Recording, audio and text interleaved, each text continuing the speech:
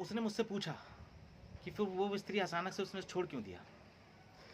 तो वो आई थी उसकी ऊर्जा के आकर्षण के कारण। और जब उसने एक बार उस स्त्री से पूछा भी तसल्ली से, शांति से, तो उसने बोली पता नहीं क्या हुआ था, मुझे तुम कोई खास पसंद नहीं थे, लेकिन अचानक से तुम्हारे पास से एक अजीब सी आभा होने लगी। ईमानदारी से उसने बताया कि बस मैं अट्रैक्ट होने लगी, जबकि मैं ऑलरेडी रिलेशन में थी, तब भी मैं अट्रैक्ट होने लगी।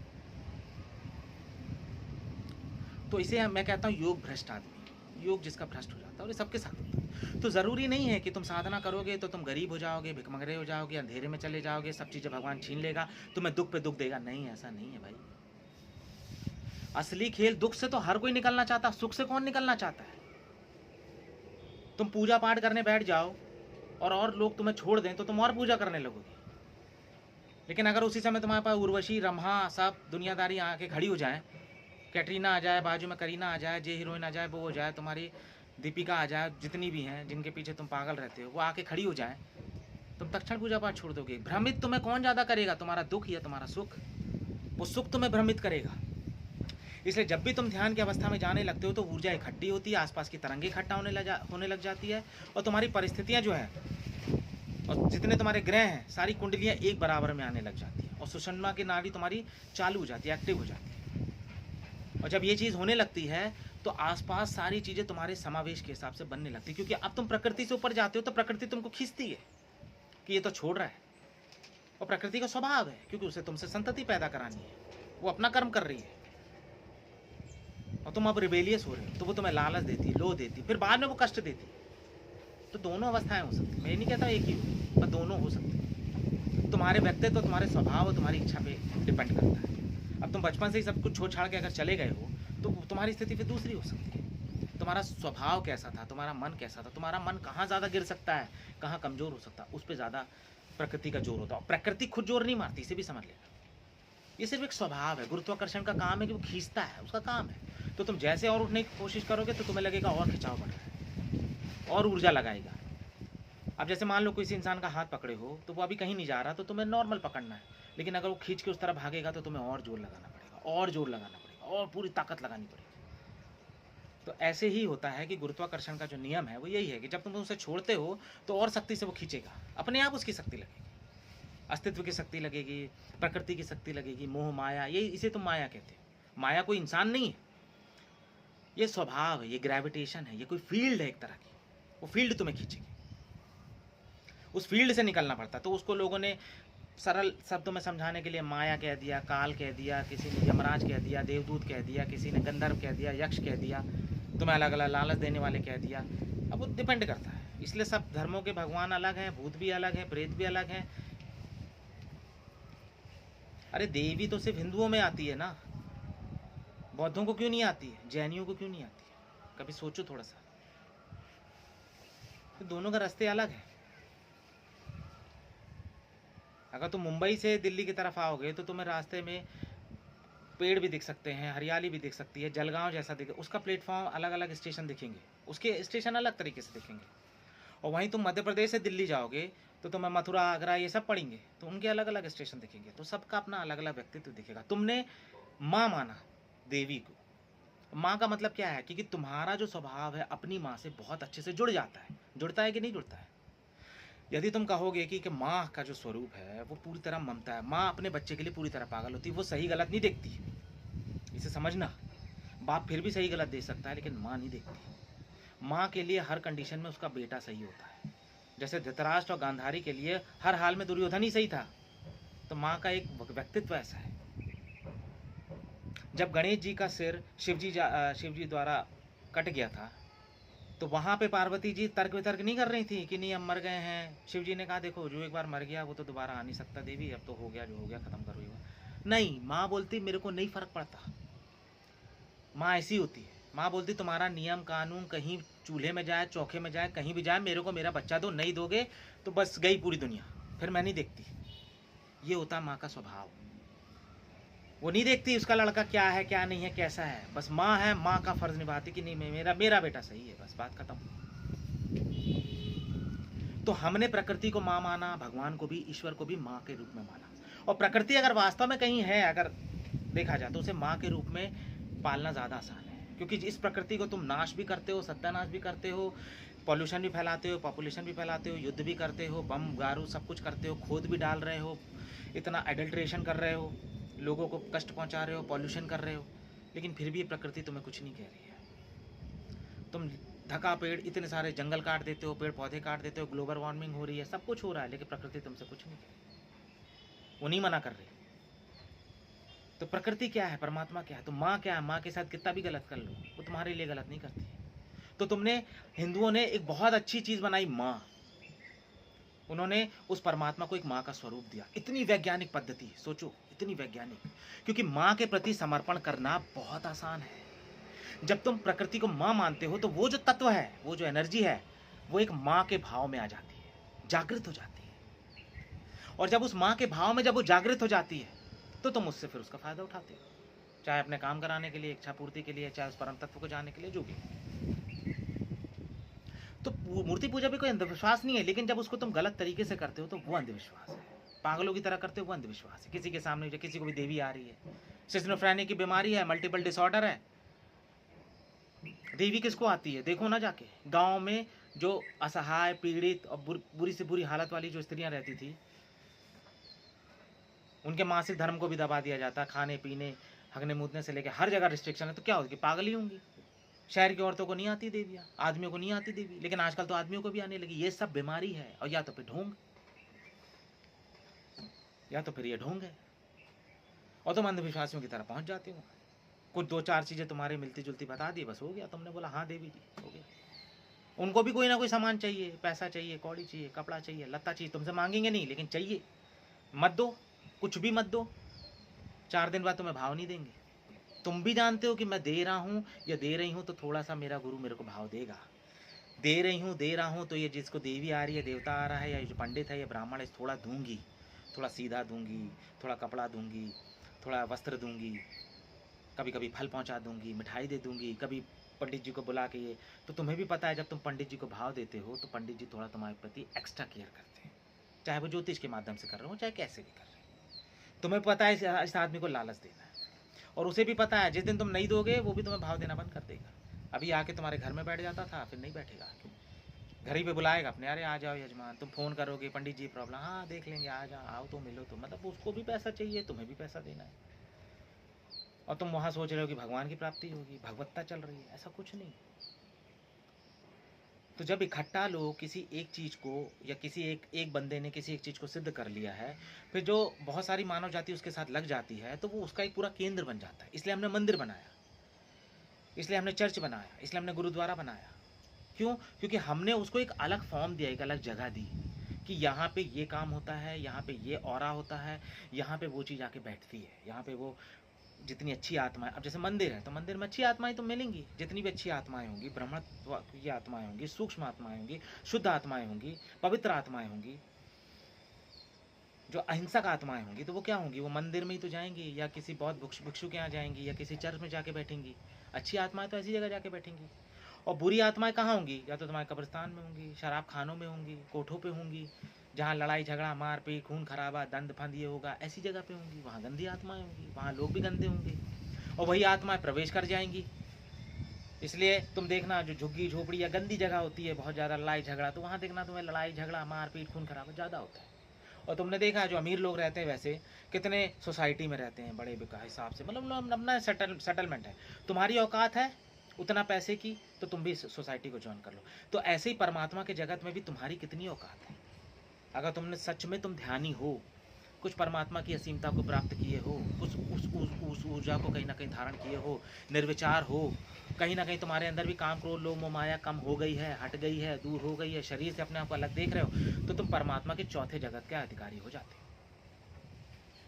फिर शायद तुम्हें दोबारा जन्म ना लेना पड़े, लेकिन अपनी यात्रा तुम उस देवत्व से ही आगे प्राप्त करने की कोशिश में लग जाओ। तो हो सकता है तुम किसी मंदिर, किसी बड़े आसपास के, वहाँ पे वहीं से तुम्हारी यात्रा हो, वहाँ तुम आत्मा बन के बैठे रहो, वहाँ से तुम्हारी आगे की यात्रा हो जाए, तुम्हें वापस से शरीर में आना ना पड़े। हो सकता है जब चौथा शरीर आदमी पार कर लेता है तो उसे इस डायमेंशन पे नहीं आना पड़ता, वो अगले डायमेंशन में चला जाता है। लेकिन क्या तुमने सच में उसको धारण किया है? क्या तुम जिस गुरु के भरोसे बैठे हो, और तुम इतना जब तक ध्यान कर रहे हो लेकिन तुम्हें कोई फायदा नहीं हो रहा है, तुम शरीर से निकल नहीं पा रहे हो, कुछ नहीं हो पा रहा है, तुम्हारे काम क्रोध लोभ मोह माया कोई फर्क नहीं है, फिर भी वो गुरु तुमसे कह रहा है कि नहीं एक काम करना, जब तुम मर जाओगे तो फिर मैं तुम्हें उठा लूंगा। अगर तुम्हें जीते जी शरीर से विरक्ति नहीं आ रही, वैराग्य नहीं आ रहा है, जीते जी नहीं आ रहा है, कुछ भी अनुभव नहीं हो रहा है, तो फिर कोई फायदा नहीं है। गुरु बदल लो या तो खुद को बदल लो, या तो तुम गुरु के मार्ग पर नहीं चल रहे, कुछ भी है लेकिन प्रॉब्लम है। क्योंकि यदि तुमने जीते जी कुछ नहीं जाना तो मरने के बाद तो भूल ही जाओगे, वो तब तो तुम सो ही जाओगे, तुम्हारा शरीर ही खत्म हो जाएगा। एक तरफ तुम्हारे गुरु कहते हैं कि नहीं शरीर चाहिए, शरीर जब मिलेगा तो तुम्हारी आगे की यात्रा होगी, और दूसरी तरफ वही गुरु तुमसे कहते हैं कि नहीं तुम मर जाओगे, हमारे मंत्र का जाप करना, तुम तर जाओगे। वो सब तुमसे पैसा ऐंठ रहे हैं, तुम्हें अब लालच दे रहे हैं भविष्य की। उन्हें कोई रस नहीं है कि तुम उसे पाओ ना पाओ, तुम्हारे कान में मन फूंक दिया, तुम्हें ध्यान सिखा दिया, विद्या सिखा दी, कुछ भी सिखा दी, तुम बढ़ रहे हो नहीं बढ़ रहे हो, क्या कर रहे हो, उन्हें कोई लेना देना नहीं। वो खुद ही नहीं बढ़े हैं, उन्हें खुद नहीं पता आगे की अवस्था क्या होने वाली। जो गुरु ने सिखा दिया, सीख लिया, जान लिए, समझ लिए, मार्ग पता है, पर खुद नहीं चले। तो थोड़ा सा समझो अपने अंदर, जब तक तुम्हारी चेतना किसी भी धर्म से आए, मैं कहता हूँ किसी भी धर्म से आए, हिंदू से आए, चाहे ईसाई से आए, बौद्ध से आए, जैन से आए, लेकिन अगर आ नहीं रहा है, वो संस्कार पैदा नहीं हो रहा है, वो भाव पैदा नहीं हो रहा है, शिवत्व तुम्हारे अंदर नहीं आ रहा है, तो समझना जीते जी जो कमाई करके जाओगे वही है कमाई। मरने के बाद कोई कमाई नहीं होती। जब शरीर ही नहीं होगा तो क्या कमाओगे, फिर वापस आना पड़ेगा।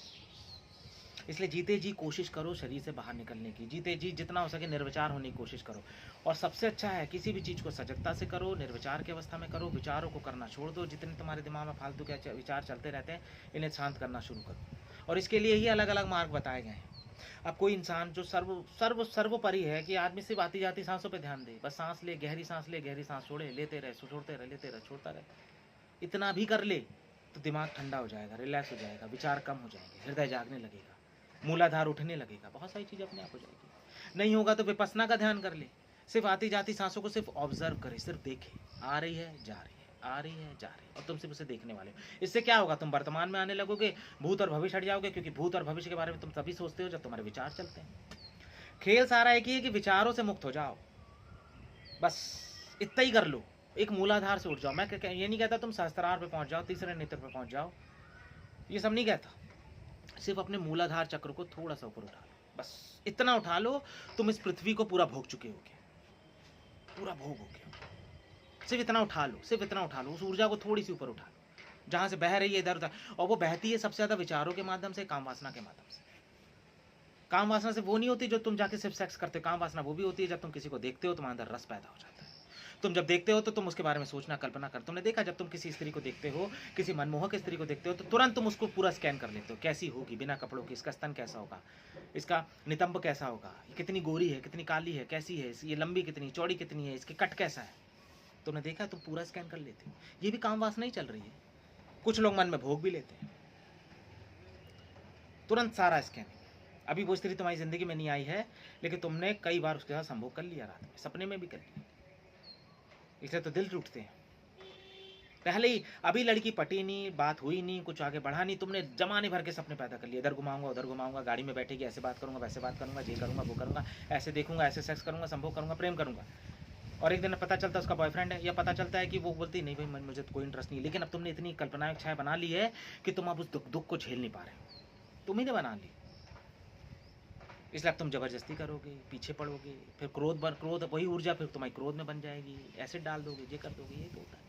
इसलिए जब तक कोई चीज़ पूरी ना मिल जाए मत सोचो उसके बारे में, क्यों सोचते हो, क्यों सपने अपने सजाते हो, इच्छाएं पैदा करते हो उसकी। जब आ जाए तो ठीक है, अपने आप भोग लेना, नहीं है तो कोई बात नहीं, निकलना तो आसान होगा। तो इसीलिए जो बना बनाया है, जो भाव है, जो मंत्र है, जो शक्तियाँ हैं, जो भी चीज़ है, वो किसी ने सिद्ध की थी और उसने उसका एक तत्व को जागृत कर दिया था किसी भी रूप में। अब तुम्हें भी जागृत करना है, और तुम्हें वो रेडीमेड बना बनाया मार्ग मिल गया, लेकिन चलना तो पड़ेगा ही, ये समझ लो, चलना तो पड़ेगा ही। भजन करना पड़ेगा, पूजा करनी पड़ेगी, पाठ करना पड़ेगा, ध्यान करना पड़ेगा, नाम जाप करना पड़ेगा, करना ही पड़ेगा, लेकिन उसके नियम के अनुसार। नाम जाप कर रहे हो पूरे ध्यान से करो, ताकि उससे तुम्हारे अंदर निर्विचारिता फलित हो, निर्भाव फलित हो। नहीं फलित हो रहा है तो समझ लो फिर वो बेकार है तुम्हारे लिए, वो नाम जाप भी, तुम तत्व से जुड़ ही नहीं रहे हो। तुम जैसे जुड़ते हो ध्यान की अवस्था में या परमात्मा से या अपने जिस भी माध्यम से, जब तुम सच में परमात्मा से जुड़ते हो तो तुम खुद देखोगे तुम्हारे मन में परिवर्तन आने लगेगा, तुम्हारे स्वभाव में परिवर्तन आने लगेगा, तुम्हारी बुद्धि बहुत तीक्ष्ण हो जाएगी, मजबूत हो जाएगी, इंटेलिजेंस तुम्हारे अंदर आने लगेगा, वैज्ञानिक बुद्धि आने लगेगी, तथ्य आने लगेगा, चीज़ों को सीधा देखने लगोगे, निर्णय की क्षमता बढ़ जाएगी, अपने आप ही चेंज होने लगेगा सब। और जब तुम चेंज होगे तो तुम्हारा स्वभाव चेंज होगा, तुम्हारे स्वभाव चेंज होंगे, तुम्हारे ग्रह चेंज होंगे, ये सब चीज़ें चेंज होंगी तो तुम्हारी परिस्थितियाँ भी चेंज हो जाएगी। ये होता है।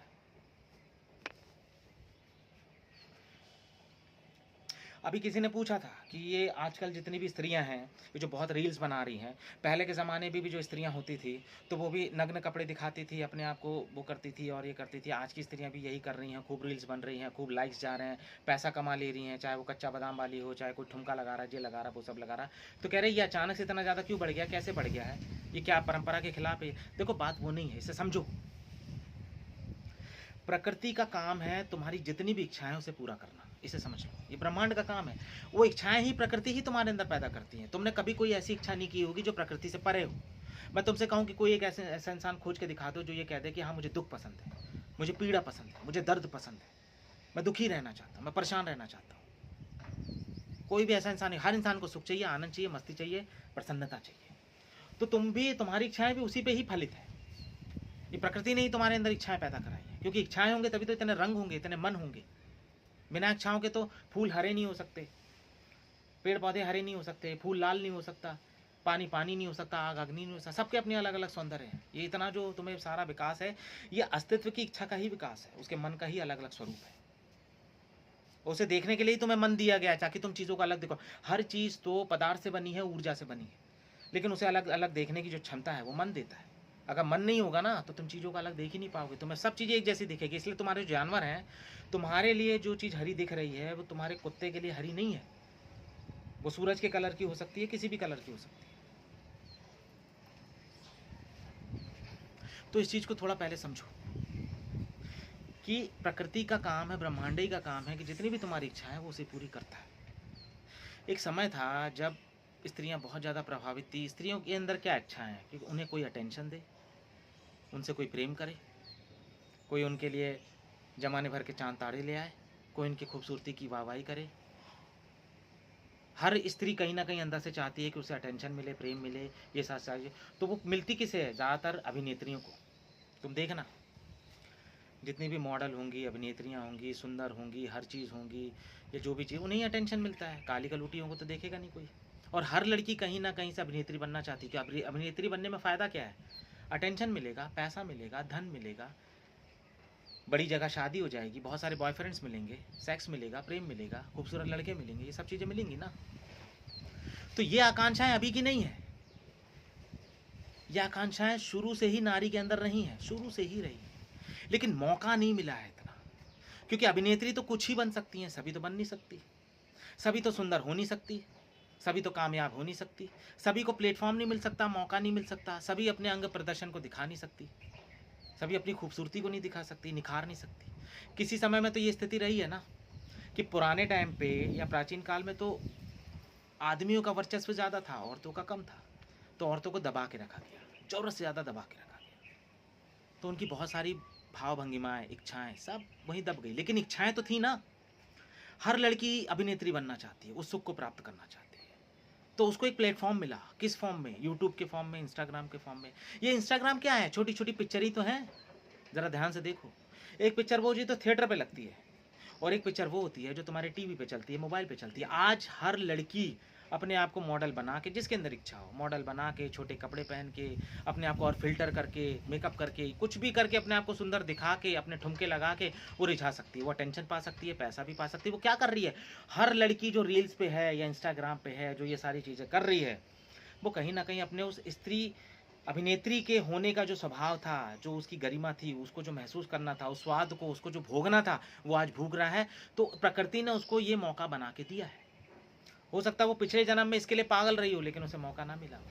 तो प्रकृति हमेशा व्यवस्था बनाती है। तो इसलिए तो मैं तुमसे कहता हूँ, यदि कोई नेता इस जन्म में नेता नहीं बन पाया है तो अगले जन्म में उसको पूरी अपॉर्चुनिटी बना के दी जाएगी, उसके स्वभाव के अनुसार। याद रखना, उसके स्वभाव के अनुसार। वो एक नंबर का गंदा इंसान है, खराब इंसान है, तो उसका स्वभाव किस चीज़ में, गंदगी में ज़्यादा होगा। तो जो उसका स्वभाव होगा उसी स्वभाव के अनुसार उसको परिस्थितियाँ मिलेंगी। विचार के हिसाब से परिस्थितियाँ नहीं मिलेंगी। विचार में तो हर इंसान शाहरुख, सलमान या अंबानी बनना चाहता है। नहीं, तुम्हारा भाव कैसा है, उस भाव के अनुसार तुम्हें अगला जन्म मिलेगा। यदि तुम्हारे भाव में ही अभिनेता बनना छुपा है, भावातीत में ही अभिनेता बनना छुपा है, तो तुम्हें अगले जन्म में ऐसे घर में पैदा कर किया जा सकता है जहाँ पे ऐसा माहौल हो, ऐसी इंडस्ट्री में, ऐसी जगह पे, या किसी डायरेक्टर के यहाँ, कुछ भी हो सकता है। या तुम्हें इतनी क्षमता दे के पैदा किया जाएगा कि तुम खुद जाके बनोगे, इतनी ऊर्जा मिलेगी तुम्हें, अपने आप रास्ता तय होगा। इसलिए उसका ब्लूप्रिंट इस जन्म में तैयार हो जाएगा। तो इस चीज़ को समझो। तो जो आज रील्स में इतनी सारी लड़कियां ठुमके दिखा रही हैं, अपना गोरा गोरा बदन दिखा रही हैं, फिल्टर लगा लगा के दिखा रही हैं, बाल दिखा रही हैं, वचन दिखा रही हैं, वो इसलिए बहुत सारे लोग, हर इंसान की इच्छा अलग अलग, क्योंकि हर इंसान, बहुत सारे इंसान है जो अभिनेता बनना चाहते थे, सेलिब्रिटी बनना चाहते थे। तो आज प्लेटफॉर्म यूट्यूब या इंस्टाग्राम या फिर मोबाइल के माध्यम से बहुत बड़ा मिल गया है। ये तुम्ही ने पैदा करवाया है, तुम्हारी इच्छा थी। तो आज उस माध्यम से लोग अलग अलग तरीके का फायदा उठा रहे हैं। बाबा लोग अपना प्रवचन सुना रहे हैं, गायक लोग गा के सुना रहे हैं, गाना गा रहे हैं, लड़कियां लोग अपना नग्न प्रदर्शन दिखा रही हैं, आदमी लोग अपने अपने वक्तव्य धर रहा है, कोई तर्क धर रहा है, कोई न्यूज़ का काम कर रहा है। मतलब हर इंसान अपने अपने तरीके से काम कर रहा है, जो उसका स्वभाव था पिछले जन्म में। तो यहाँ पे प्लेटफॉर्म मिला है। उस समय लोग बुरा मानते थे, लेकिन आज बुरा नहीं मान रहे। नहीं तो किसी समय जो तुम्हारे एक्टर हैं, जिसे तुम कहते हो ना, एक्टर्स आज जाके जो शादियों ब्याह में नाचते हैं, उन्हें पहले भांड कहा जाता था, उन्हें समाज से दूर रखा जाता था, उन्हें समाज में आने की आज़ादी नहीं थी, उनको गंदा गंदा माना जाता, उन्हें भी वैश्य की तरह देखा जाता। लेकिन आज उनके पास पैसा भी है, रुतबा भी है, ताकत भी है, तो तुम उन्हें इज्जत भी देते हो, उन्हें अपना आइडल भी बनाते हो, सब चीज़ें बनाते हो। तो पैसा है। और सारा खेल मैंने क्या कहा, शक्ति का है। शुरू से मैंने यही कहा है, धर्म जात पात की लड़ाई नहीं होती, लड़ाई हमेशा शक्ति की होती, ताकत की होती, और किसी की नहीं होती। जो शक्तिशाली है बस वही है, अब वो चाहे किसी धर्म का हो, जात का हो, किसी का हो, सब उसके लिए माफ़ है। और जो शक्तिशाली नहीं है उससे कोई मतलब। तो ये जितने भी रील्स वगैरह चल रही हैं, सब चीज़ें, ये सब पुरानी आत्माएं हैं, ये पुराने भाव हैं, स्वभाव हैं, पिछले जन्म की तुम्हारी अतृप्त वासनाएं हैं, इच्छाएं हैं, औरतों की इच्छाएं हैं, जो पूरी कभी नहीं हो पाई थी, इस जन्म में हो रही है। इसलिए स्त्री और स्त्री ना बन के, क्योंकि पहले के टाइम से ही स्त्री कहीं ना कहीं मर्द बनना चाह रही थी, क्योंकि उस समय मर्दों ने उन्हें दबाया। तो वो कहीं ना कहीं सोची कि भाई हमें मर्द ही बनना है, हमें मर्द जैसा ही मान सम्मान, पैसा, धन चाहिए। तो इसलिए आजकल की स्त्रियां जो है वो मर्द बनती जा रही हैं, स्त्री नहीं है वो। और ज़्यादा गहराई में स्त्री नहीं बन रही हैं, मर्द बन रही हैं। इसलिए उनको PCOD, PCS, कहीं मेंस्ट्रुअल प्रॉब्लम, दुनियादारी सब हो रही है, हार्मोन्स डिसबैलेंस, ये सब, स्तन छोटे होते जा रहे हैं, नितंब छोटे होते, मतलब सब चीज़ें डिस्टर्ब हो रही हैं, उन्हें आर्टिफिशियल सब चीज़ें लगानी पड़ रही हैं, क्योंकि ममत्व नहीं रह गया, स्त्री तत्व नहीं रह गया है, वो हार्मोनी उन्होंने बदल दिया। और ये अभी की संरचना नहीं है, ये प्राचीन काल से होता आ रहा है। तो जिस इंसान को जिस चीज़ की बहुत कमी होगी, तो वो कमी आज नहीं तो कल पूरी होगी, इस जन्म में नहीं होगी तो अगले जन्म में होगी, तो तुम्हें आना पड़ेगा। तो इतनी सारी जो आज नाच रही हैं, ठुमके लगा रही हैं, ये सब कहीं ना कहीं चाहती थी, इनको प्लेटफॉर्म नहीं था। आप हर लड़की हीरोइन नहीं बन सकती, सबको तो मौका नहीं मिलेगा, लेकिन कोई ऐसा प्लेटफॉर्म तो मिलेगा ना जहाँ पे वो अपने आप को दिखा सके। क्योंकि सवाल है उस अटेंशन को पाने का, उस खूबसूरती को दिखाने का, लोगों को अपने निगाहों में नचाने का। अब वो चाहे थिएटर के माध्यम से नचाए, टीवी के माध्यम से नचाए, या चाहे यूट्यूब, इंस्टाग्राम के माध्यम से नचाए, पर तत्व तो एक ही है ना, मज़ा तो एक ही है ना। अटेंशन चाहिए, पैसा चाहिए, धन चाहिए, फॉलोअर्स चाहिए।